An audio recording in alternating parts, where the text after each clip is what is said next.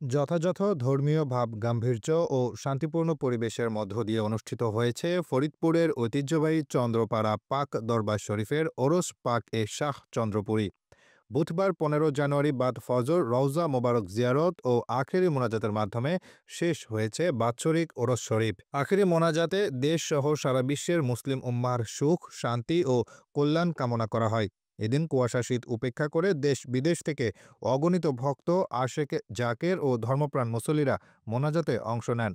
চন্দ্রপাড়া পাক দরবার শরীফের প্রতিষ্ঠাতা পীর জামানার মোজাদ্দেদ হজরত মাওলানা শাহ সুফি সৈয়দ আবুল ফজল সুলতান আহমদ চন্দ্রপুরী নকশবন্দি মুজাদ্দেদি রহমাতুল্লাহ আলাই পীর কেবলাজানের বেসালত উপলক্ষে অনুষ্ঠিত ওরসে আগের দিন থেকেই দূর দূরান্ত হতে ভক্তরা দরবার শরীফে আসতে থাকেন।